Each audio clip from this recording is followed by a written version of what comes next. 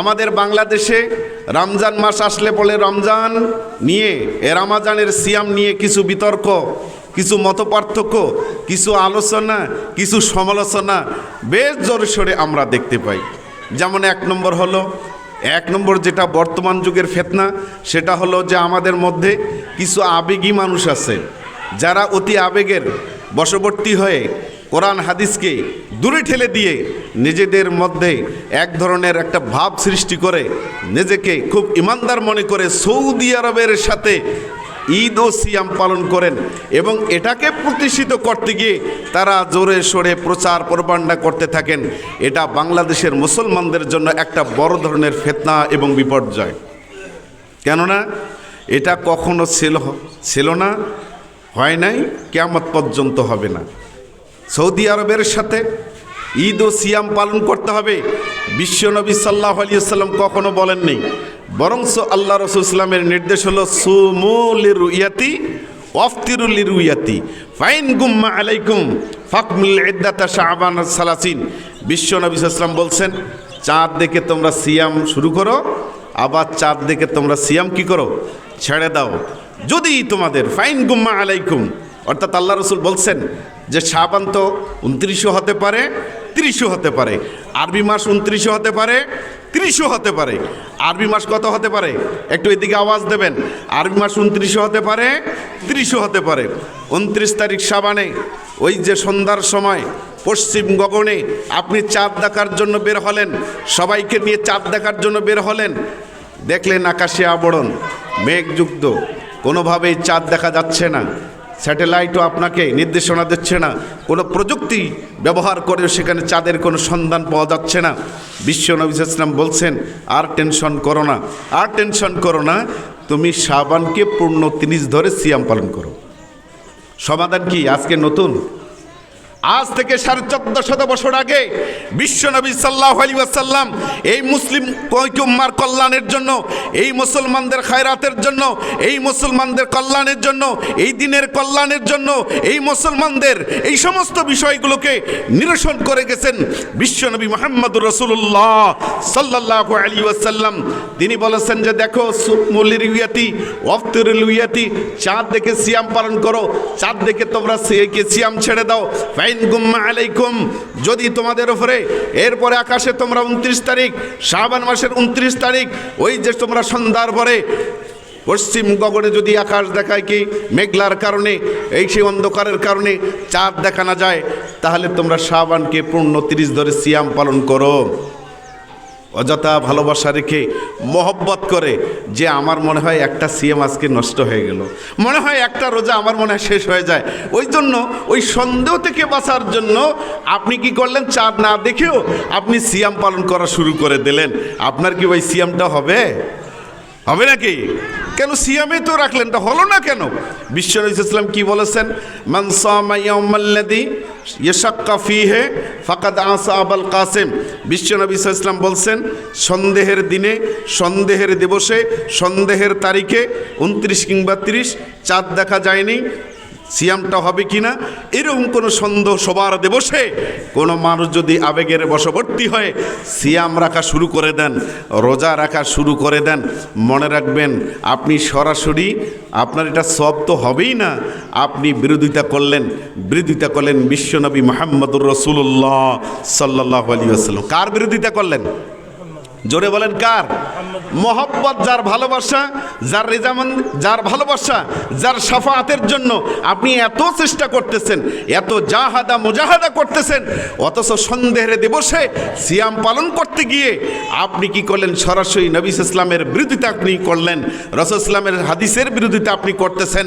সুতরাং আমি আপনাদেরকে বলবো, আবেগের বশবর্তী হয়ে আপনি চাঁদের খবর না পেয়ে, নিশ্চিত না হয়ে কখনো আপনি সিয়াম পালন করা শুরু করতে পারবেন না।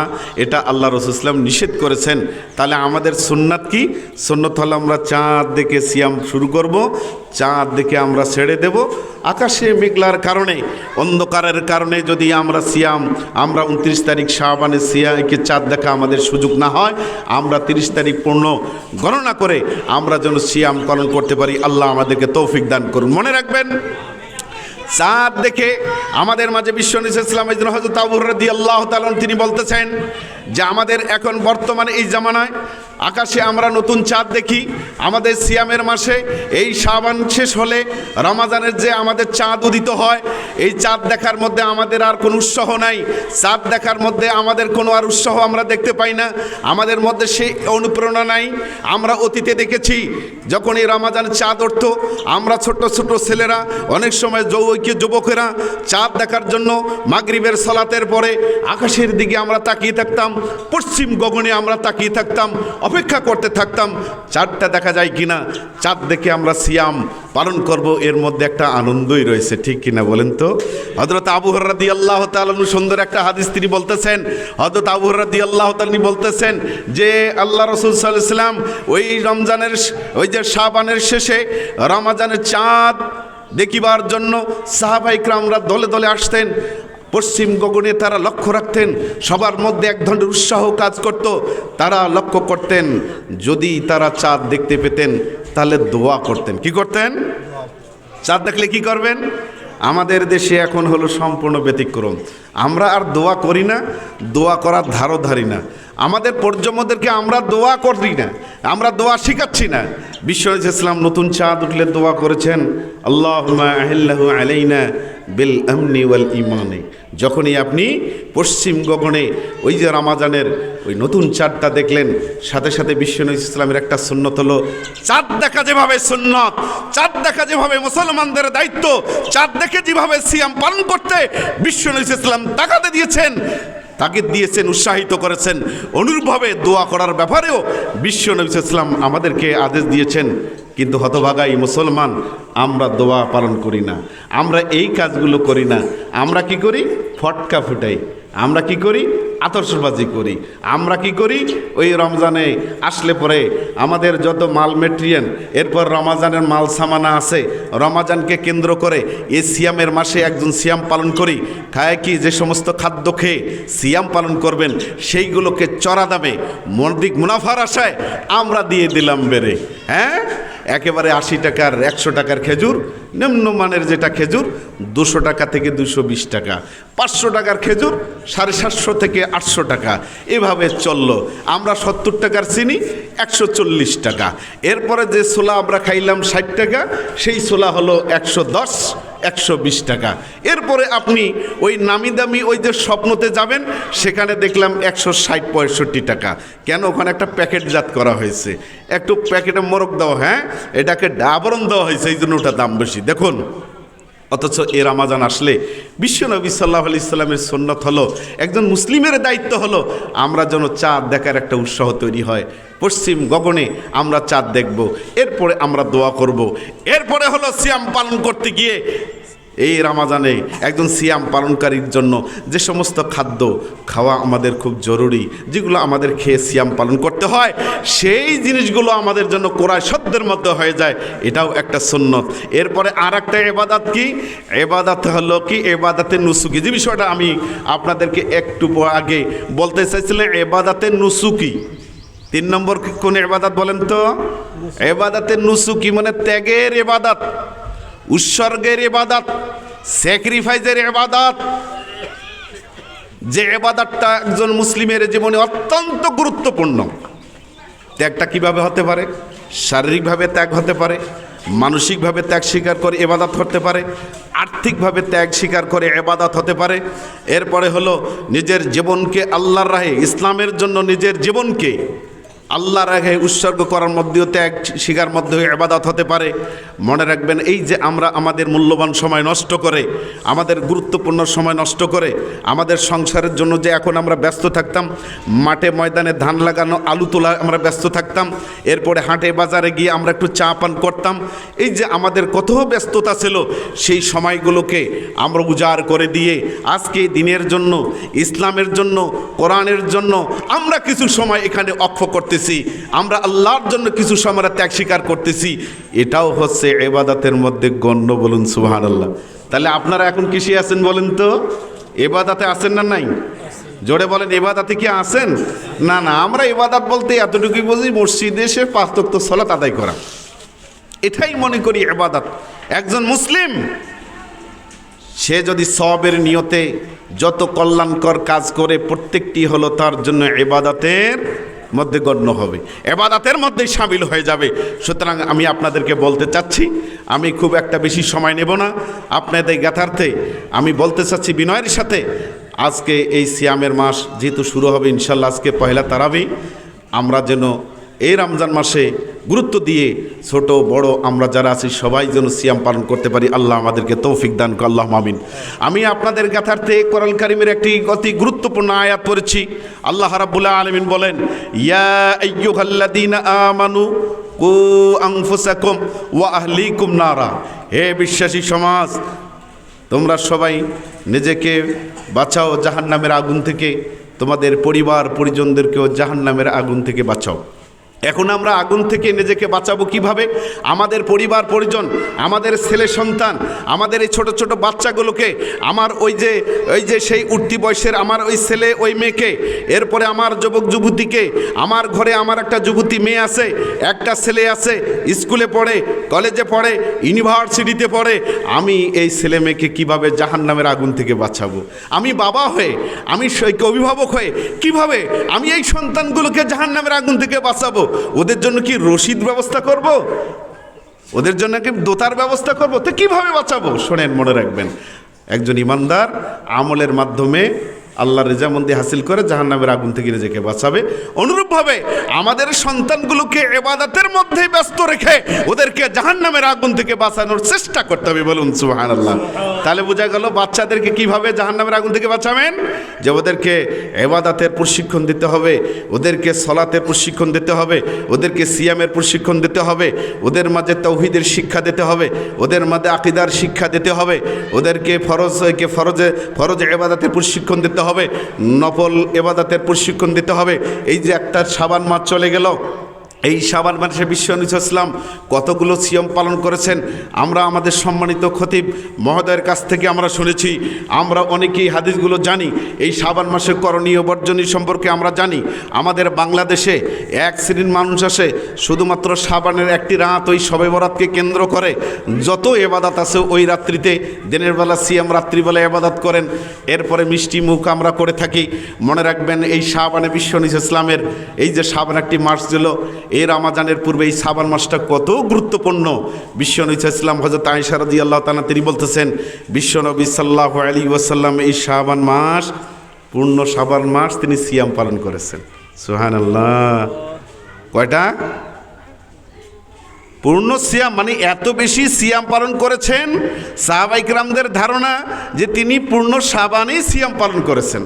আমি আপনি বুকে হাত দিয়ে আমরা বলি, এই শাবান চলে গেল, কয়টা আমরা সিয়াম পালন করেছি? মনে রাখবেন, এক একটা সিয়ামের গুরুত্ব কত। এই যে শাবানের আপনি সিয়াম পালন করলেন না, আমাদের সুযোগ ছিল,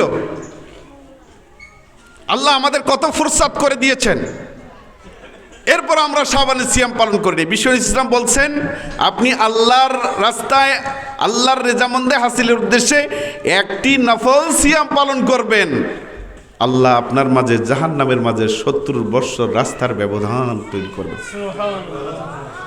কত বৎসর? জোরে বলেন। আওয়াজ কম হচ্ছে নাকি? চা খাওয়া হয় নাই? না না, কোনো মুসলমান তো এরকম দুর্বল হয় না। মনে রাখবেন, বিশ্ব নবী ইসলাম বলছেন, যে ব্যক্তি কে আমার পথে থেকে আমার রেজামন্দি হাসিলের উদ্দেশ্যে একটি সিয়াম পালন করবে, একটি সিয়াম পালন করবে, তার মাঝে আর জাহান্নামের মাঝে 70 বৎসরের রাস্তার ব্যবধান আল্লাহ তৈরি করবেন। আপনার মাঝে জাহান্নামের মাঝে বিশ্বনবী মুহাম্মদুর রাসূলুল্লাহ সাল্লাল্লাহু আলাইহি ওয়াসাল্লাম 70 বৎসরের রাস্তার ব্যবধান করবেন। অপর একটি হাদিসে আছে 100 বৎসর রাস্তার ব্যবধান করবেন। কোন হাদিসে পাওয়া যায়, ওই যে পূর্ব এবং পশ্চিম, ওই যে আপনার মাশরিক এবং মাগরিব যত দূরত্ব, অনুরূপভাবে এই নফল সিয়াম পালনকারী দূরত্ব গুনাহ থেকে, জাহান্নাম থেকে ওই ব্যক্তিকে তত দূরত্বে আল্লাহ তাআলা রাখবেন। বলুন সুবহানাল্লাহ। তাহলে এই সুযোগগুলো পাওয়ার পর আমরা কাজে লাগাই নাই, তা আমাদের কপাল কত খারাপ, আমরা কত বদনসিব, আমরা কত হতভাগ্যা যে আমরা এই সুযোগগুলো কাজে লাগাতে পারি না। আল্লাহ রাব্বুল আলামিন এর জন্য ফাস্তাবিকুল খায়রাত, ও হে আমার মানুষ, হে আমার প্রিয় বান্দারা, এই ইমানদাররা, হে মুসলমানরা, তোমরা দুনিয়ার জন্য প্রতিযোগিতা করো না, তোমরা দুনিয়ার সম্পদের জন্য প্রতিযোগিতা করো না, তোমরা ব্যাংক ব্যালেন্সের জন্য প্রতিযোগিতা করো না, তোমরা ইমাদতের প্রতিযোগিতা করো না, তোমরা ব্যালেন্সের প্রতিযোগিতা করো না, টাকা পয়সার প্রতিযোগিতা করো না। খয়রাত, যত ভালো কাজ আছে, যত কল্যাণকর আছে, যে কাজগুলো তোমাদের দুনিয়াতে শান্তি দেবে, পরকালে মুক্তি দেবে, এই সমস্ত কাজগুলোর জন্য প্রতিযোগিতা করো। এই সমস্ত কাজগুলোর জন্য তোমাদের জন্য প্রতিযোগিতা শুরু হয়ে যায়। কিন্তু আমাদের তো সে প্রতিযোগিতাটা নাই। আমাদের প্রতিযোগিতা কোথায়? এই যে একটা সময় আসছে, শীতকাল আসলে আমাদের শুরু হয়ে যায় শিক্ষা সফরের প্রতিযোগিতা। হ্যাঁ, ওরা যাচ্ছে, আমরা কেন বসে থাকি? অমুক স্কুল যায়, অমুক কিন্ডারগার্টেন যায়, অমুক মাদ্রাসা যায়, অমুক কলেজে যায়, অমুক নিউজে যায়, আমরা কেন বসে থাকি? এরপর শিক্ষা সফরের জন্য বাচ্চাদের কাছ থেকে আমরা টাকার ব্যবস্থা করলাম। এরপরে আমরা কি করলাম? 2-3টা বাস ভাড়ায় করে ছাত্রছাত্রীরা একসাথে গিয়ে এরপরে একটা সাউন্ড বক্স, এরপরে এরকম ডেকশট রেডি করে, হ্যাঁ, এরপরে আমরা বাজাইতে বাজাইতে চলে গেলাম কোথায়? ভিন্ন জগৎ। কোথায় গেলাম? ভিন্ন জগৎ, স্বপ্নপুরী, আনন্দনগর, এই সমস্ত পিকনিক স্পটে গিয়ে এরপরে আমরা ওখানে কি করলাম? একদিকে রান্না হচ্ছে, এরপর ছাত্র শিক্ষক একসাথে নাচানাচি কুদাকুদি আমরা শুরু করতেছি, মনে করতেছি এটাই আমাদের শিক্ষা, এটাই আমাদের সংস্কৃতি, এটাই আমাদের দায়িত্ব। কিছু সময়ের জন্য আমরা বিনোদন করব, কিছু সময় নাচানাচি করব। আমার ছাত্রী আজকে আমরা ভুলে গেছি, ও আমার সম্মানিত, ও আমার স্নেহের ছাত্রী, ও আমার আদরের ছাত্রী, ওটাও আমরা ভুলে গেছি। এখন আমরা আর মনে করি যে না, ও আমার আপন হয়ে গেছে, ভিডিওতে ভাইরাল হয়ে গেছে, এখন আর সেই ছাত্র শিক্ষকের সেই সম্পর্কগুলো নেই। এই জন্য আমরা কিছুদিন আগে দেখলাম যে পিকনিকে যাওয়ার সময়, হ্যাঁ, ছাত্র শিক্ষককে গ্লাসের মধ্যে মদ ঢেলে দিচ্ছে, শিক্ষক সেখান থেকে খুব মধুর সুরে, হ্যাঁ, পান করতেছে। মনে রাখবেন, এই যে দেখুন, ইবাদতের মাসে আমরা করলাম কি? শিক্ষা সফরের নামে বেহায়াপনা, শিক্ষা সফরের নামে এই অশ্লীলতাগুলো। আজকে এই শিক্ষক এবং ছাত্রতে একটা মধুর সম্পর্ক, একটা নিবিড় সম্পর্ক, একটা পবিত্র সম্পর্ক, সেই সম্পর্কে উজাড় করে দিয়ে আমরা আজকে অশ্লীলতায় হাত ধরাধরি করে নাচানাচি আমরা করতেছি। এর নামেই নাকি শিক্ষা সফর। মনে রাখবেন, এটা শিক্ষা সফর নয়, এটা অশ্লীলতা, এটা অশ্লীলতা, এটা বেহায়াপনা, এটা অশ্লীলতা, এটা জেনা, এটা ব্যভিচার। এটা কখনো এটা শিক্ষা হতে পারে না, এটা মুসলমানদের সংস্কৃতি হতে পারে না, এটা মুসলিমদের শিক্ষা ও সংস্কৃতি।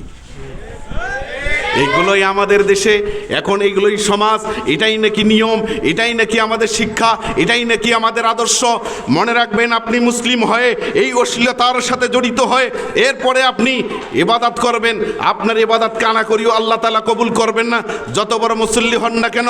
ইদানিংকালে আমি দেখতেছি মুখে দাড়ি নিয়ে বয়স্ক একজন মানুষ, তিনি কলেজের অথবা স্কুলের প্রধান শিক্ষক, ছাত্রীদের সাথে কিভাবে বিদায় অনুষ্ঠানে ডান্স করতেছে, আর বুনা মানুষ কি গানের তালে তালে নাচতেছে, মনে করতেছে এটাই আমার আদর্শ, এটাই আমার শিক্ষা। মনে রাখবেন, যে জাতির আজকে প্রশিক্ষকরা এরকম হবে, সে জাতির আর কি ভালো থাকতে পারে। আমি আপনাদেরকে বলি, আমরা বড়ই হতভাগা। এই শাবান মাসের আমাদের যা করণীয় ছিল, আমাদের শাবান মাসের যা বর্জনীয় ছিল, এই যে একটা আমলের মাস আমাদের চলে গেল, নফলে ইবাদতের কি মাস, আমরা সেটাকে হেলায় খেলায় আমরা ছেড়ে দিয়েছি। আল্লাহ আমাদের সবাইকে ক্ষমা করেন। আল্লাহ, আমরা বুঝতে পারি নাই এই শাবানের গুরুত্ব। নবী যে ভাষায় যেভাবে বুঝেছে, সাহাবায়ে কেরাম যেভাবে এই শাবানের গুরুত্ব বুঝেছে, আমরা সেভাবে বুঝতে পারি নাই। আমরা ব্যর্থ মুসলমান। আল্লাহ, আমরা অনুতপ্ত, আমরা লজ্জিত, আমরা অনুতপ্ত, আমরা লজ্জিত রব্বুল আলামিন। সুতরাং যেহেতু আমরা অনুতপ্ত, আমরা লজ্জিত, রমজান মাস আসছে, আমরা যেন এই রমজানের সিয়াম পালন করে আমাদের পূর্বের এই গুনাহ খাতাগুলো আমরা যেন মাফ করে নিতে পারি। রব্বুল আলামিন, তুমি আমাদেরকে সুযোগ করে দিও। আল্লাহুম্মা আমিন। বিশ্বনবী মুহাম্মদুর রাসূলুল্লাহ সাল্লাল্লাহু আলাইহি ওয়াসাল্লাম বলেছেন, ফিতনাতুর রাজুলি ফি আহলিহি ওয়া মালিহি ওয়া জারিহি। আল্লাহ রাসূল সাল্লাল্লাহু আলাইহি ওয়াসাল্লাম বলছেন যে একজন মানুষের আহালের ফিতনা, পরিবারের বিপর্যয়, এরপরে হলো তার সম্পদের বিপর্যয়, এরপরে তার প্রতিবেশী আত্মীয় স্বজনের বিপর্যয় হতে পারে। সাহাবায়ে কেরাম জিজ্ঞাসা করলেন, হে আল্লাহ রাসূল, আমার পরিবারকে কিভাবে আমি ফিতনা থেকে রক্ষা করব, কিভাবে বিপদের হাত থেকে রক্ষা করব, আমার সম্পদকে আমি কিভাবে ধ্বংসের হাত থেকে রক্ষা করব, আমার প্রতিবেশীর সাথে আমার কি করে সম্পর্ক বজায় থাকবে, ঠিক থাকবে, এগুলোর একটু আমল বলুন। বিশ্বনবী সাল্লাল্লাহু আলাইহি ওয়াসাল্লাম বলছেন, তুকাফিরুহা আস-সালাত ওয়াস-সিয়াম ওয়াস-সাদাকা। তিনটা কাজ করবেন, তাহলে আপনার জীবনে নিরাপত্তা পাবেন, আপনার সম্পদে নিরাপত্তা লাভ হবে, আপনার প্রতিবেশীর সাথে সম্পর্কে নিরাপত্তা বলুন সুবহানাল্লাহ। কয়টা কাজ করবেন? জোরে বলেন কয়টা কাজ? আরও জোরে বলেন কয়টা কাজ? তিনটা কাজ। এক নম্বর হলো সলাত। এক নম্বর কি? সলাত। এক নম্বর সলাত। আপনার জীবন যদি নিরাপত্তা পেতে চান, আপনার সম্পদের যদি আপনি নিরাপত্তা পেতে চান, এরপরে যদি আপনার প্রতিবেশীর, আপনার আত্মীয় স্বজন, আহাল পরিবার পরিজনের যদি আপনি নিরাপত্তা পেতে চান, বিশ্বনবী সাল্লাল্লাহু আলাইহি ওয়াসাল্লাম বলছেন তাহলে তিনটা কাজ করো। এক হলো সলাত আদায় করো। কি আদায় করবেন? সলাত পড়বেন না, কোনো সফলতা আসবে না। সলাত শেষ, সব শেষ। এই জন্য বিশ্বনবী সাল্লাল্লাহু আলাইহি ওয়াসাল্লাম বলছেন, এই যে ছোট্ট ছোট্ট বাচ্চাগুলো খুব ভালোবাসেন, কয় আব্বা যাক দেখে এখন ডাকিস না, যদি একটু মা ডাকে তা এখন ওই যে স্বামীরা বেশ ভালোবাসে সন্তানকে, বাবার সন্তান খুব ভালোবাসে, ডাকিস না, আমার ছেলে কষ্ট পাবে, সারা রাত লেখাপড়া করেছে, তার ঘুমের ব্যাঘাত সৃষ্টি হতে পারে, তার মস্তিষ্ক নষ্ট হতে পারে, তার দিমাগটা খারাপ হয়ে যেতে পারে, এখন ডাকিস না, আজান হচ্ছে পরে উঠবে, এখন ডাকিস না, আরও বয়স আছে পরে নামাজ পড়বে, ঠিক না? অতি ভালো। কেন?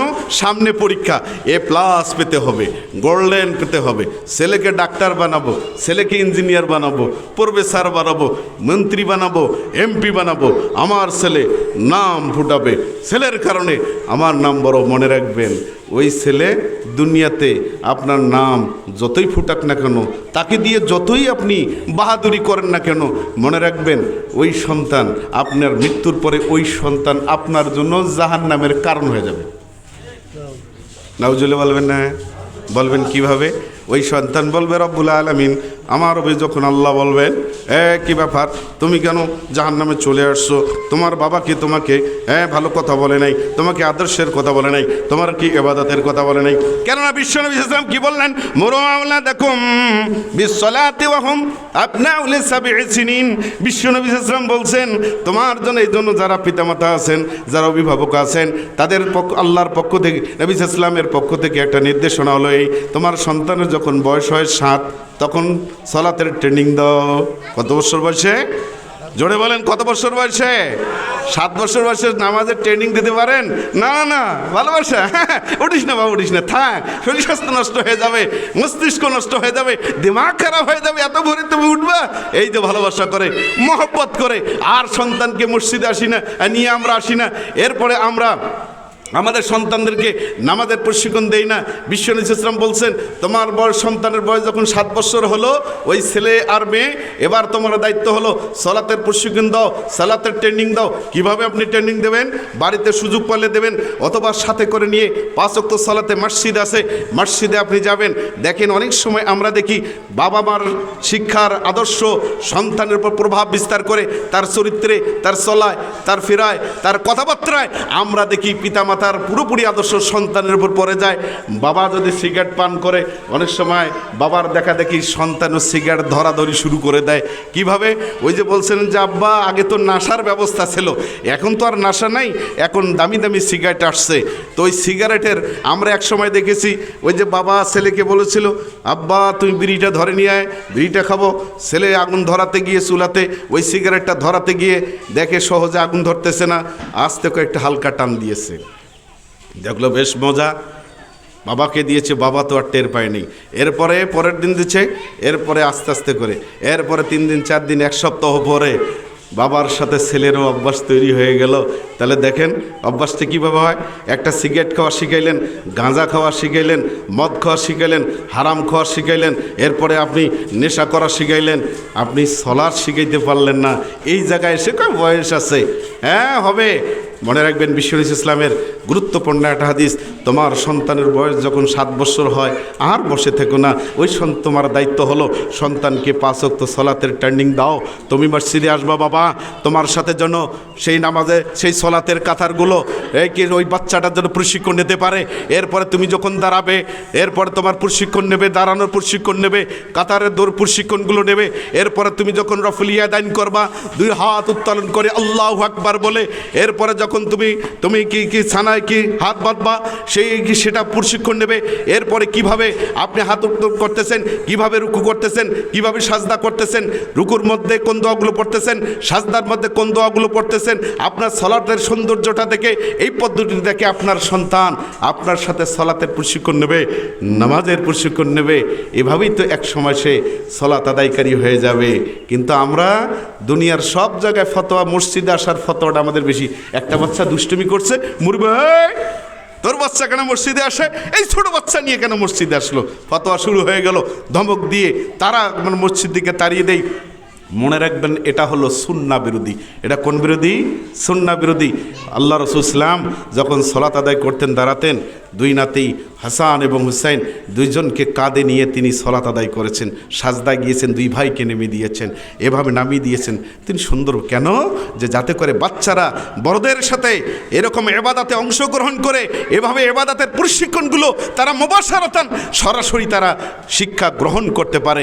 আপনি যদি এভাবে না আসেন, যেমন আমাদের বাংলাদেশে নারীরা সবচেয়ে বাজারমুখী কেন বলেন তো, সবচেয়ে হাটমুখী কেন? যত কেনাকাটা, এই যে সামনে ঈদ আসতেছে, এখন থেকে কয় তোমার যাওয়ার দরকার নেই, তুমি ভালো কাপড় চিনবে না। বউরা, আমাদের মা বোনরা, আমাদের বউরা স্বামীকে পরামর্শ দেয়, দেখো তুমি ভালো কাপড় চিনবে না, তোমার কাছে দাম বেশি নেবে।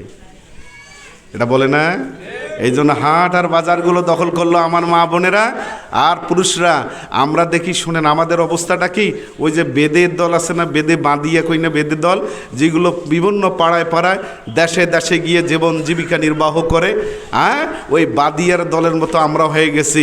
অর্থাৎ তাদের একটা চরিত্র হলো, ওই যে বেদেগুলোর অধিকাংশ পুরুষগুলো কি করে, বাসা বাড়িতে রান্না করে, বাচ্চা কাচ্চাগুলো সেবা যত্ন করে, এরপরে হলো মাঝে মধ্যে একটু সাপ খেলা দেখালো, কিন্তু বউ সারাদিন কামাই করে আনে, ওই টাকাটা স্বামীর হাতে দেয়, এরপরে সে সংসার গুজরান করে।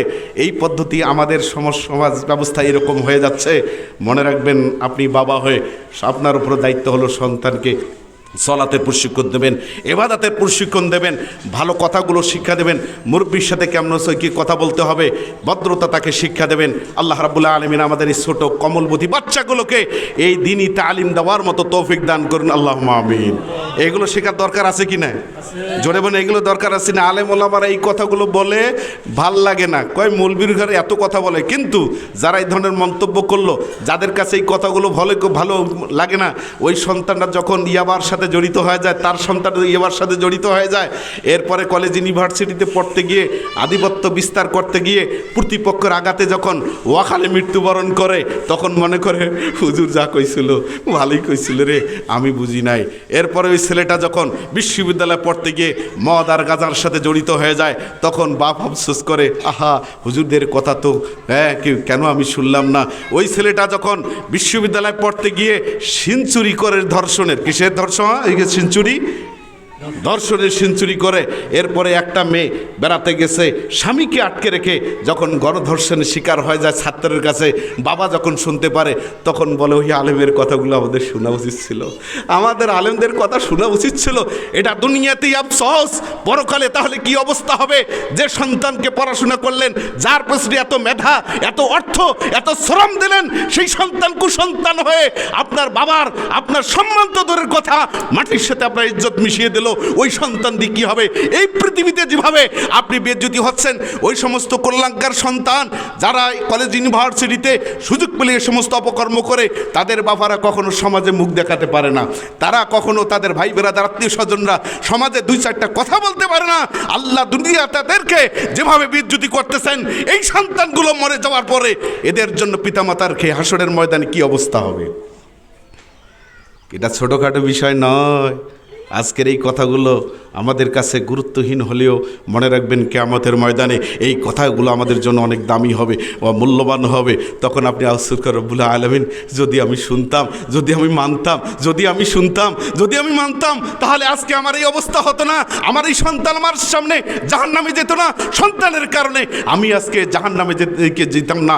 কেননা আমি এত কষ্ট করে ইবাদত করেছি, পয়সা ছিল হজ করেছি, সারা রাত আমি দাঁড়িয়ে তাহাজ্জুদের সালাত আদায় করেছি, কিন্তু সন্তানের কারণে আবার সব ইবাদত শেষ হয়ে গেল, সব ইবাদতগুলো পণ্ড হয়ে গেল। আমি আপনাদেরকে বলি, এই মদির হাল্লা, এই যে মসজিদ সংলগ্ন একটা মাদ্রাসায় ঐতিহ্যবাহী একটি সমাজ, এই সমাজে একটা মাদ্রাসা, আলহামদুলিল্লাহ আপনারা বাচ্চা দেবেন। বাচ্চাদের ফাউন্ডেশনটা আপনাদের কোরআন দিয়ে দেওয়া উচিত। কি দিয়ে দেওয়া উচিত?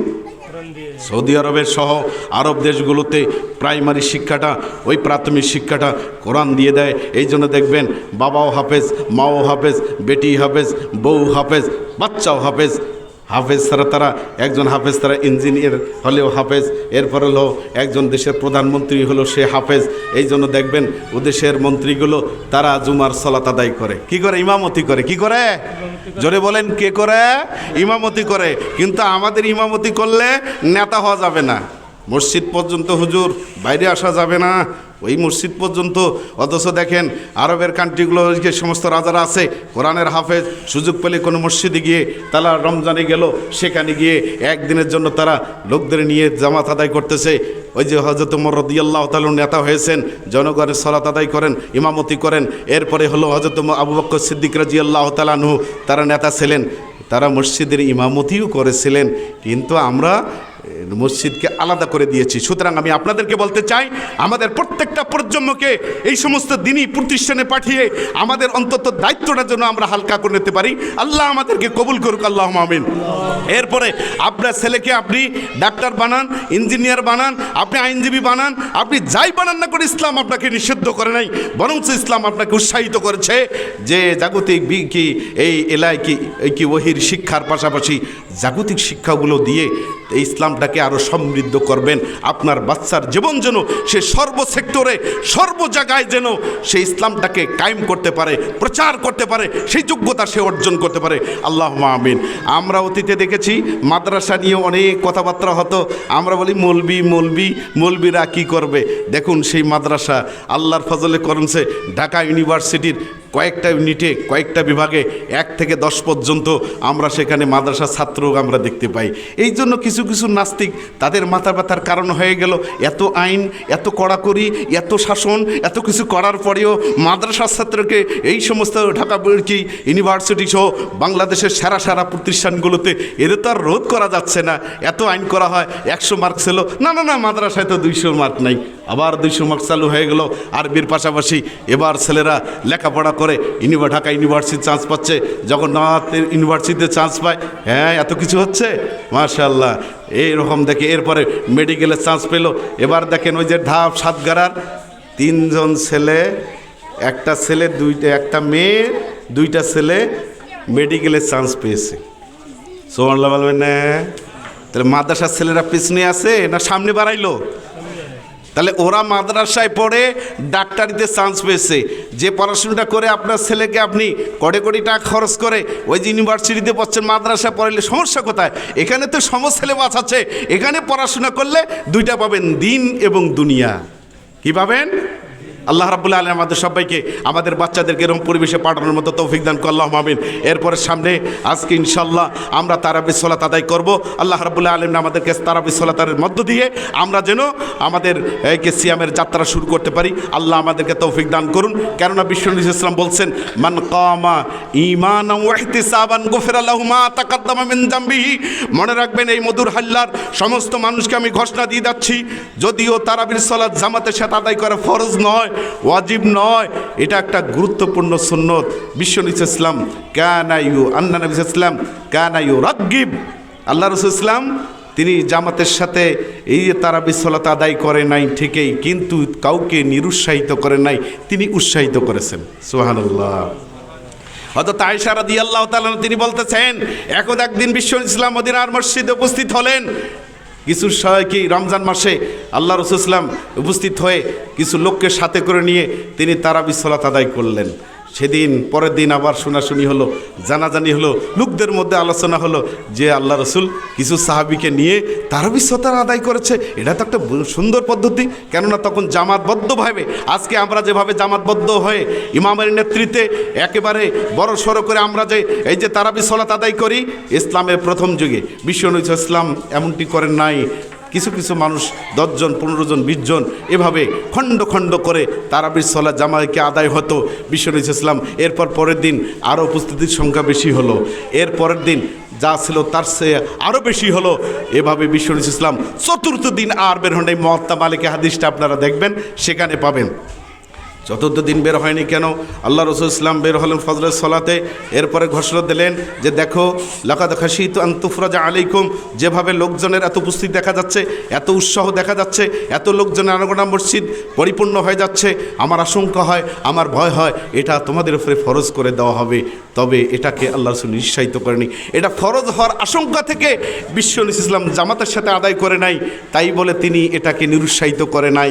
এটাকে আমরা নিরুৎসাহিত করব না, আমরা চেষ্টা করব এই নফলটাও যেন এই রমাদান মাসে আমরা জামাতের সাথে আমরা যেন এটা আদায় করতে পারি। আল্লাহ আমাদেরকে তৌফিক দান করুন, আল্লাহুম্মা আমিন। করবেন তো?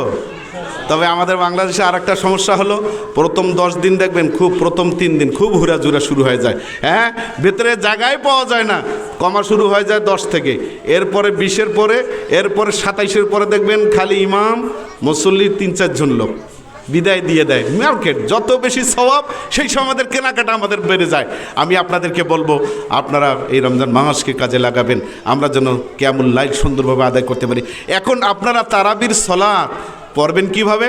যে ইমাম খুব তাড়াতাড়ি পড়তে পারে, এক নিঃশ্বাসে সূরা ফাতিহা শেষ করতে পারে, এক নিঃশ্বাসে সূরা ইখলাস, সূরা নাস এক নিঃশ্বাসে শেষ করতে পারে, একদমই শেষ করতে পারে, আপনারা কি সেই ইমামের পেছনে এই তারাবি সালাত আদায় করবেন? হবে?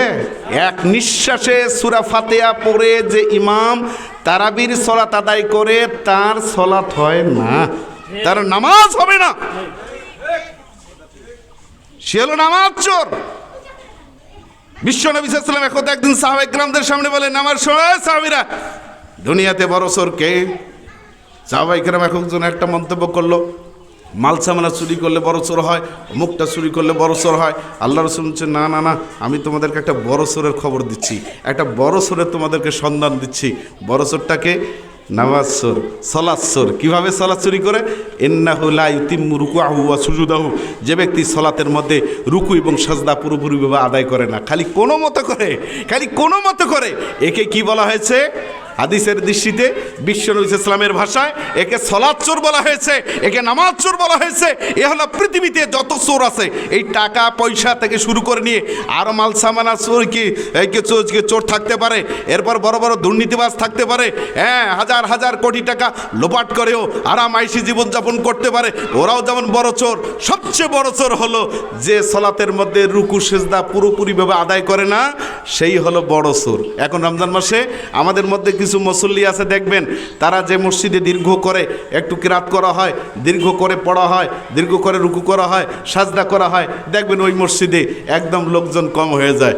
কোন জায়গায়, কোন মসজিদে তাড়াতাড়ি করে 15-20 মিনিটের মধ্যে 33 রাকাত নামাজ সব শেষ হয়ে যায়, সেখানে আমরা যাচ্ছি। মনে রাখবেন, এভাবে সালাত আদায় করবেন, সারা জীবন আপনি আদায় করবেন, একটি সালাত আল্লাহর দরবারে কবুল হবে না।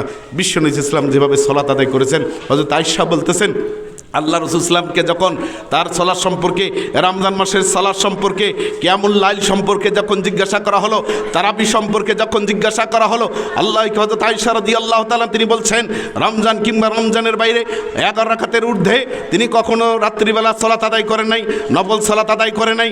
সুম্মা ইউসাল্লির আগে কি আরবাআন, তিনি দুই করে 4 রাকাত সালাত আদায় করতেন। তার সালাতগুলো ফালা তাসআল আন হুসনিহিন্না ওয়া তুলিহিন্না, তার সালাতের দীর্ঘতা এবং সৌন্দর্য সম্পর্কে তোমরা আমাকে জিজ্ঞাসা করো না, আমি তার ভাষায় প্রকাশ করতে পারবো না। এত তার সালাতটা এত দীর্ঘ ছিল, এত সুন্দর ছিল, এত সৌন্দর্যের সাথে এত দীর্ঘ সময় নিয়ে তিনি রুকু করতেন, সাজদা করতেন, কেরাতগুলো পড়তেন। মিনিমাম এক একটি করে রাকাতে 50 আয়াত পরিমাণ তিনি সময় 50টা করে আয়াত পড়তেন, রুকুতে 50 পরিমাণ আয়াত পড়ার সময় তিনি নিতেন, সাজদার মধ্যে অনুরূপভাবে নিতেন, এরপর 2 সাজদার মাঝখানে অনুরূপ সময় নিতেন। কত বৃত্তি সহকারে ধীরস্থিরভাবে তিনি সালাত আদায় করেছিলেন। সুতরাং আমি আপনাদেরকে বিনয়ের সাথে বলতে চাই, আমরা আমাদের এই তারাবির সালাতগুলো তাড়াহুড়ো না করে আমরা একটু সময় নিয়ে দীর্ঘ কেরাত করে লম্বা লম্বা রুকু সাজদা দিয়ে আমরা যেন সালাত আদায় করতে পারি। আল্লাহ আমাদেরকে তৌফিক দান করুন। এরপরে আপনাদেরকে আমি আর একটা বিষয় বলতে চাচ্ছি, যে মাদ্রাসার বিষয়টা আল্লাহ দিলে এখন তো মাদ্রাসার আল্লাহ দিলে রুমগুলো সুন্দর হয়ে গেছে, আপনারাও দেখতে পাচ্ছেন, সমাজবাসী দেখতে পাচ্ছেন, যারা আপনাদের এখান থেকে দুনিয়া থেকে যারা এই বাসে, যারা এই জামাতের যারা মুরব্বিয়ান ইকরাম যারা কি কবরবাসী হয়েছেন, তারা যেন এই আপনাদের এই সদকায়ে জারিয়ার এই বীজ থেকে, এই চারা গাছ থেকে, এই বৃক্ষ থেকে তারা যেন সওয়াব পায় কবরে বসে। আমরা আজকে যারা প্রজন্ম আছি, আপনারা যারা এলাকার প্রজন্ম আছেন, যারা মুরব্বী আছেন, যুবক আছেন, আমি তাদেরকে এই মাদ্রাসার এই যে দিনী যে বটবৃক্ষটা আছে এটা সুন্দর করে আরও মনোযোগ দিয়ে ঐক্যের সাথে ঐক্যবদ্ধ হয়ে আপনারা যদি এটা আবাদ করতে পারেন, আল্লাহ তাআলা আমাদেরকে এই দিনী প্রতিষ্ঠানটাকে রক্ষা করার মতো আল্লাহ এবং পারস্পরিক সহযোগিতা করার মতো আল্লাহ যেন তৌফিক দান করেন, আল্লাহুম্মা আমিন। এরপরে আমাদের দান দক্ষিণাও করতে হবে। মাদ্রাসা কি এমনি চলবে নাকি? দেখবেন যত সমস্যা তত হলো মসজিদের ইমাম আর হুজুরদের কাছে, ঠিক না? হ্যাঁ, কয় হুজুর মসজিদ দেখবেন 10 তলা 15 তলা করতেছে, ইমামের বেতন বাড়ে না, সমস্যা এক জায়গায় 10 তলায় এসি হচ্ছে। কয় হুজুর আমরা মসজিদের এখন কাজকর্ম করতেছি, আপনার বেতনটা 2-3 মাস পরে নেন, আপনার সময় পেলেন না।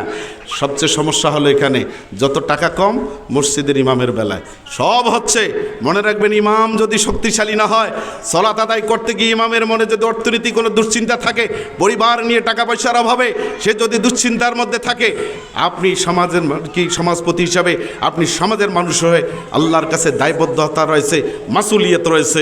আপনাকে জিজ্ঞাসাবাদ করা হবে, একজন মুয়াজ্জিন আছে, একজন খাদেম আছে, আপনি সারাদিন যাই করেন না কেন 5 ওয়াক্ত সালাত আদায় হচ্ছে, সময় মতো আজান হচ্ছে, মসজিদটা পরিষ্কার হচ্ছে, তাদের দায়িত্ব এই সমাজবাসী নিতে হবে। এই মসজিদগুলো, এই মাদ্রাসাগুলো যেহেতু সরকারি কোনো ফান্ডিংয়ের কোনো ব্যবস্থা নেই, সামাজিকভাবে যেটা এটার ব্যবস্থা করা হয়ে থাকে, যেহেতু এটা একটা সদকায়ে জারিয়ার গাছ, আমি আপনাদেরকে বিনয়ের সাথে বলতে চাচ্ছি, এটা যাতে করে আমরা সবাই আমাদের সাধ্য মতো আমরা এই সমস্ত দিনী প্রতিষ্ঠানে, এই মাদ্রাসাতে আমরা সমাজবাসী সবাই ঐক্যবদ্ধভাবে আমরা একটা বিশাল একটা ফান্ড তৈরি করতে পারি।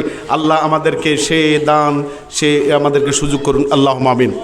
তাহলে ওই যে বলছিলাম, ফিতনা থেকে আপনি যদি বাঁচতে চান, সম্পদ রক্ষা করতে চান, পরিবার পরিজনকে রক্ষা করতে চান, তাহলে 1 নম্বর হলো সালাত, 2 নম্বর হলো কি সিয়াম, 2 নম্বর কি সিয়াম, 3 নম্বর হলো সাদাকা, 3 নম্বর কি সাদাকা। তাহলে সাদাকার বিষয়টা বলছি, আপনার জীবনটাকে নিরাপত্তা পেতে চান, আপনার পরিবার পরিজনকে নিরাপত্তায় রাখতে চান, আপনার প্রতিবেশীকে নিরাপত্তা রাখতে চান, তাহলে কাজ করবেন 3টা, নিরাপত্তা দেবেন আল্লাহ, নিরাপত্তা দেবেন কি?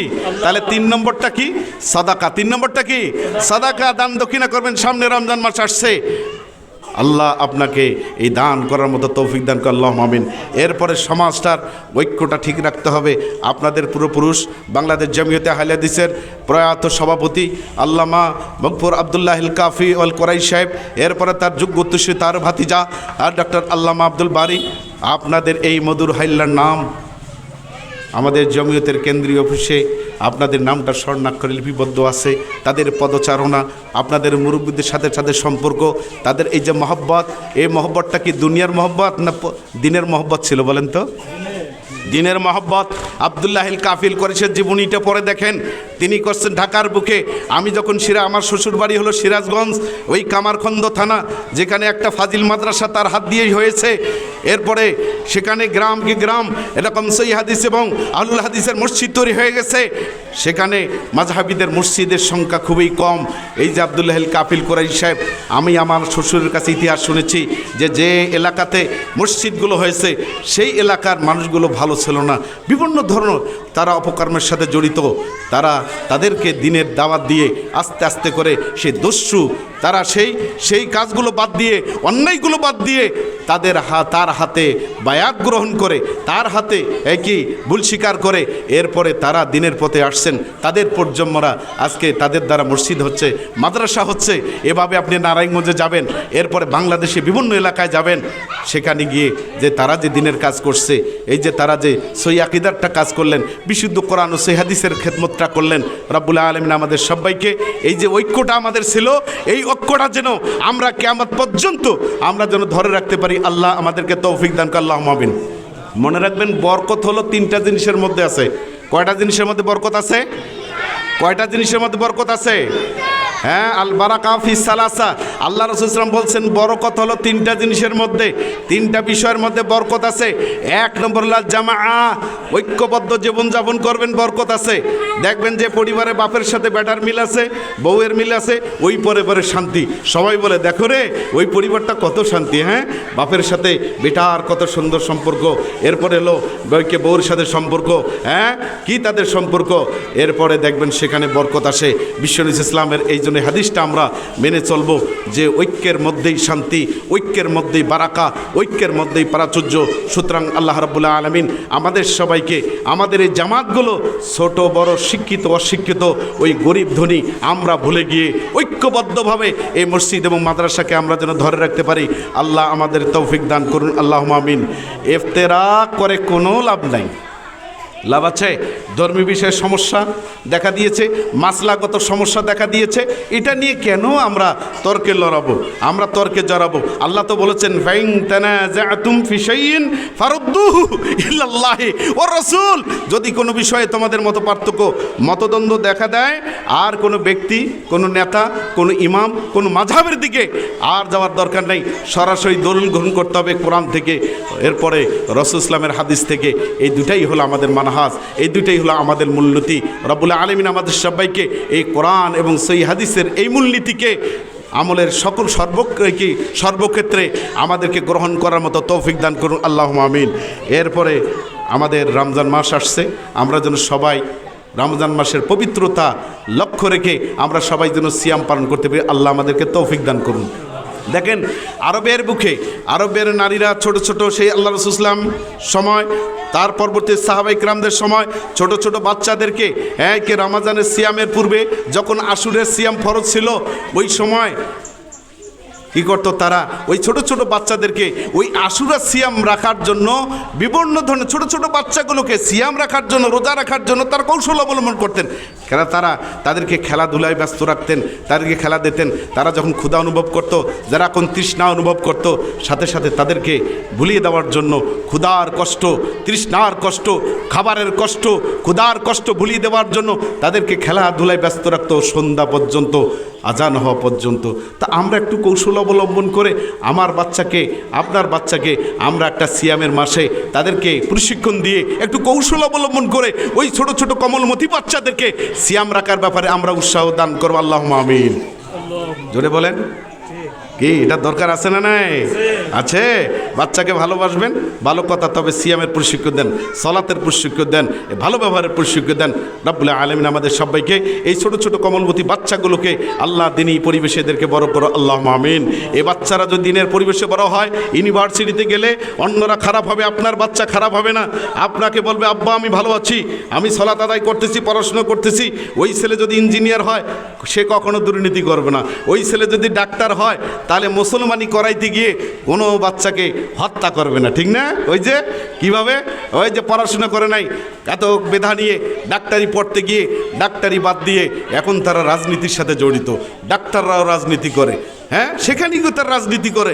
পড়াশোনা বাদ দিয়ে দুনিয়ার এই সমস্ত কাজ নিয়ে ব্যস্ত থাকতে গিয়ে তাদের অভিজ্ঞতাটা, তাদের জীবনের এই যে সেটাই সম্বলটাই তারা শেষ করে পড়লো, যার কারণে অপারেশন করতে গিয়ে রুগীর সমস্যা করে। তাহলে যে জাতি রুগীর সমস্যা করতেছে, তাহলে পুরো জাতির জন্য তারা হুমকি কিনা বলেন? আদর্শিক সন্তান না।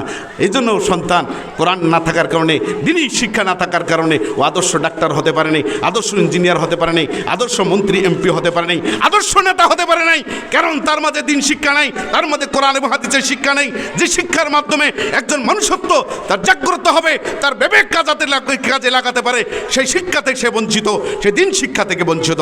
আমি আপনাদেরকে সচেতন মানুষ হিসাবে এই মধুর হাল্লার প্রত্যেকটা মানুষকে বিনয়ের সাথে বলবো, আপনার বাচ্চাগুলোকে দিনই শিক্ষায় পাঠিয়ে দেন। আল্লাহ রাব্বুল আলামিন আমাদের কবুল করুক, আল্লাহুম্মা আমিন। আমার কথা আর দীর্ঘ করব না, আমি শেষ করতে চাচ্ছি। পরিশেষে আপনাদেরকে আমি বলতে চাই, আপনাদের যেন ঐক্যটা ঠিক থাকে, সবাই মিলেমিশে এই জামাত এবং মসজিদ যেন আবাদ করতে পারেন, আল্লাহ তৌফিক দান করুন। সেই সাথে আপনাদের যারা এই দুনিয়া থেকে আপনাদের মুরব্বী যারা দুনিয়া থেকে বিদায় গ্রহণ করেছেন তাদের জন্য আপনারা দোয়া করবেন। রব্বুল আলামিন আপনাদের এই সদকা জারিয়ার এই সমস্ত আবাদ দিয়ে তারা যেন অন্তত কবরে তারা যেন এখান থেকে সুফল পায়, সে সুযোগটা আপনাদের পর্যমনকায় ধরে রাখতে হবে। আল্লাহ রাব্বুল আলামিন আমাদের সবাইকে এই সমস্ত ভালো কাজ করার তৌফিক দান করুন। পরিশেষে আপনাদের কাছে আমি বলতে চাই, এই মাদ্রাসা আবাদ করতে গেলে টাকার দরকার আছে, আছেন কি না? তিনি রমজান মাস আসছে, সবাই দেবেন তো? আমি জানি আপনাদের মন অনেক ভালো, আমি নিজেও অনেকবার এখানে আসছি। হ্যাঁ, আমি আসার পরে আমাদের এই মুরব্বী দিয়ে একজন বলল, বাবা আমরা ওয়াজ করব। ঘোষণা হলো জুমার পরে রাইতের বেলা ওয়াজ মাহফিল, টাকা পয়সা মাইক সব ব্যবস্থা হয়ে গেল। দেখেন সবাই টাকাও দিচ্ছে। এটা তো মোদির হাইল্লার একটা বৈশিষ্ট্য। আমরা আলেমরা আমাদের সমাজে গিয়ে আপনাদেরকে নিয়ে তারিফ করি, আপনাদেরকে আমরা গর্ববোধ করি যে সমাজ দেখে আসছি, জামাত দেখে আসছি। আপনারা আমাদের জন্য মডেল। সুতরাং এই বিষয়টাকে যেন আপনাদেরকে ধরে রাখতে হবে, এই আদর্শটার জন্য আপনারা ধরে রাখতে পারেন। আল্লাহ আমাদের তৌফিক দান করুন, আল্লাহুম্মা আমিন। এরপরে হলো যে এখানে একটা ফাউন্ডেশন আছে, তাকওয়া ফাউন্ডেশন, যুবক ছেলেদের উদ্যোগে নিয়ে দেখবেন এই কাজগুলোকে আপনারা আমাদের যুবক ভাইদের এই যে তাকওয়া ফাউন্ডেশন, যার দ্বারা আজকে যুবক শ্রেণী ছোটো ছোটো বাচ্চাদেরকে মক্তব, এরপর তাদেরকে দাওয়াতের মাধ্যমে দিনী কাজ করতেছে, আপনারা তাদেরকে সহযোগিতা করবেন, পরামর্শ দেবেন। রব্বুল আলামিন আমাদের সবাইকে প্রত্যেকটি ভালো কাজের অংশগ্রহণ করার মতো তৌফিক দান করুক, আল্লাহুম্মা আমিন। আমার বক্তব্য আমি আর দীর্ঘ করব না, শেষ করতে চাচ্ছি। পরিশেষে আপনাদেরকে আমি কথাটা বলবো, তাহলে এই শাবান মাসটা আমাদের যাদের আমরা সুযোগ কাজে লাগাতে পারি নাই, আমরা যেন রমজান মাসে সে সুযোগটা কাজে লাগাতে পারি। আল্লাহ আমাদেরকে তৌফিক দান করুন। কেন রমজানের একটা নফল ইবাদত অন্য মাসের ফরজের সমান আল্লাহ সওয়াব দেবেন। সুবহানাল্লাহ, সুবহানাল্লাহ। কোরআন তেলাওয়াত বেশি বেশি করবেন। কি করবেন? কোরআন তেলাওয়াত করবেন। আমার মুরব্বী বাবাজিরা, হ্যাঁ, এই আধুনিক যুগের এই স্মার্ট যুগের মুরব্বী বাবাজিরা, তাদেরকেও আমি ওইভাবে আর আগের মতো কোরআন পড়তে দেখি না। আমার দাদাকে দেখেছি, আমার দাদিকে আমি দেখেছি, হ্যাঁ, তারা ফজরের সালাতের পরে গুনগুন আওয়াজ আসতো, প্রত্যেকটা বাড়িতে গুনগুন আওয়াজ হতো, কোরআন তেলাওয়াতের আওয়াজ আসতো, কি মধুর আওয়াজ। আর এখন সকালবেলা ঘুম থেকে উঠেই দেখবেন গানের আওয়াজ, মোবাইলের আওয়াজ। হ্যাঁ হ্যাঁ, এই জিনিসগুলো কেন হচ্ছে? ওই যে বাড়িতে মুরব্বী আছে কিন্তু বাবার আদর্শ গ্রহণ করতে পারে নাই, মায়ের আদর্শ গ্রহণ করতে পারে নাই। তার বাবা হাজী সাহেব ছিলেন, তার বাবার একটা সম্মান ছিল, তার বাবার একটা ঐতিহ্য ছিল, তার বাবার কিছু আমল ছিল, সেই আমলটা তিনি গ্রহণ করতে পারে নাই, যার কারণে তার সন্তান, তিনি যেভাবে ভয় পেয়েছিলেন তার সন্তানরা তাকে ভয় করে না। তারপরে তার বাবা যে পরিবেশে কোরআন তেলাওয়াত করত, সালাতের জন্য জাগ্রত করত, তার বাবা একে তার সন্তানের এখন করে না। সুতরাং আমি আপনাদেরকে বলবো, আপনারা যারা মুরব্বী আসছেন, আপনারা এই সুযোগগুলো মাঝে মধ্যে কাজে লাগাবেন। মসজিদে হাফেজ সাহেব আছে, কারি সাহেব আছে, কোরআন বিষয়ে যারা অভিজ্ঞ আছে, তাদের পাশে বসে কিছু কোরআনের জন্য আপনারা সুযোগ করে দেন।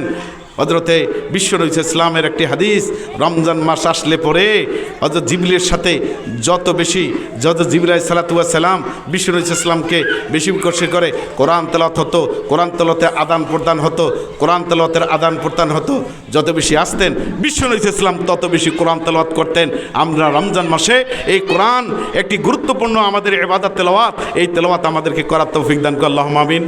আমরা সবাই যেন ভালো কাজ করতে পারি, সৎ কাজ করতে পারি, রমজানের পবিত্রতার প্রতি আমরা যেন খেয়াল রাখতে পারি। এরপরে এই অনুষ্ঠান শেষে র্যালি বের হবে, এই র্যালিতে আপনারা যারা আসছেন সবাই যেন অংশগ্রহণ করতে পারেন এবং এই মসজিদ আবাদ করবেন। মুরব্বী যারা আছে তাদের জন্য দোয়া থাকবে। রব্বুল আলামিন আমরা যারা আজকে আমাদের গুরুত্বপূর্ণ সময় সে কি ত্যাগ করে আজকের এই দিনী পরিবেশে, এই দিনী মাজলিসে আমরা যারা আসছি, রব্বুল আলামিন আমাদের সবাইকে তুমি ক্ষমা করে দাও আল্লাহ, সবাইকে তুমি মাফ করে দাও আল্লাহ।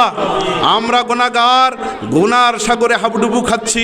রব্বুল আলামিন তোমার কাছে আমরা তোমার রহমতের প্রত্যাশী আল্লাহ, তোমার মাগফিরাতের প্রত্যাশী আল্লাহ, তোমার কাছে আমরা ক্ষমা প্রার্থী আল্লাহ। তুমি আমাদের সমস্ত গুনাহ খাতা আল্লাহ মাফ করে দাও আল্লাহ। আল্লাহ তুমি আমাদের উপরে তোমার আসমানি খাজানা আমাদের উপরে নাজিল করে দাও আল্লাহ, তোমার আসমানি রহমত আমাদের উপরে নাজিল করে দাও আল্লাহ। এখানে অনেক বয়েক বিরুদ্ধ আছেন, জীবন ছায়ান্নে পৌঁছে গেছেন, বিভিন্ন ধরনের তারা জটিল ও কঠিন রোগে আক্রান্ত, রব্বুল আলামিন ঠিক মতন মসজিদে উপস্থিত হতে পারে না, আবার মসজিদে উপস্থিত হলেও রুকু সাজদাগুলো করতে গিয়ে কষ্ট হয়, এরপরে মসজিদের মহব্বত ছাড়তে পারে না, জামাতের মহব্বত ছাড়তে পারে না, সেই সমস্ত মুরব্বী বাবাজিদের জন্য দোয়া করি রব্বুল আলামিন তাদের শারীরিক আল্লাহ যোগ্যতা দান করুন, আল্লাহ তাদের সুস্থতা দান করল।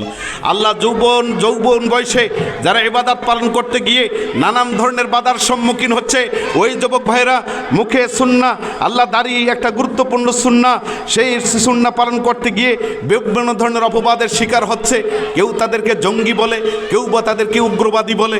রব্বুল আলামিন এই যুবক ভাইরা আজকে 5 ওয়াক্ত সালাত আদায় করতে গিয়ে অনেক সমাজে তারা আজকে অপবাদের শিকার হচ্ছে। রব্বুল আলামিন এত চরম প্রতিকূল পরিবেশে যে যুবক ভাইরা ধর্ম পালন করতে গিয়ে তারা বিভিন্ন ধরনের অপবাদের শিকার হচ্ছে, যুবক ভাইদেরকে ধৈর্য ধারণ করার মতো তৌফিক দান করুন, আল্লাহুম্মা আমিন। রব্বুল আলামিন অনগত আমাদের এই যে বর্তমান যেই ছোট ছোট আমাদের বাচ্চা, এইগুলোকে আল্লাহ দিনে এই পরিবেশে তুমি বড় করার মতো তৌফিক দান করুন। আমার মা বোনরা যারা আজকে আলোচনা শুনছেন ঘরে বসে অথবা মাদ্রাসায় এসে, রব্বুল আলামিন ওই সমস্ত মা বোনদেরকে তুমি ক্ষমা করে দাও আল্লাহ, তাদেরকে আল্লাহ তুমি দিনের পরিবেশে রাখো আল্লাহ, আল্লাহ তাদেরকে এই সিয়ামের মাসে আল্লাহ করছে আল্লাহ, তাদেরকে সিয়াম পালন করার মতো আল্লাহ তুমি ধৈর্যকে তাদের সেই ঈমান পয়দা করুন আল্লাহ, আল্লাহ তাদেরকে তাদের মৃত্যুর পরে হযরতে আয়েশা, হযরতে ফাতেমা রাদিয়াল্লাহু তাআলা আনহার আল্লাহ তুই শীর্ষে কবুল করে নাও আল্লাহ, তাদেরকে তাদের জান্নাতের ব্যবস্থা করে দিও আল্লাহ। সর্বোপরি সকলের জন্য দোয়া করি, যারা আমরা জীবিত আছি আল্লাহ যেন সবাইকে মাফ করে দেন, যারা আল্লাহ কবরবাসী হয়েছে তাদের কবরে আযাব যেন আল্লাহ মাফ করে দিয়ে তাদের প্রত্যেকের কবর যেন আল্লাহ জান্নাতের আল্লাহ বাগিচায় পরিণত করেন, তাদের কবরকে আল্লাহ যেন প্রশস্ততা দান করেন, আল্লাহুম্মা আমিন। এই আশাবাদ ব্যক্ত রেখে আমার আলোচনা এখানে শেষ করছি।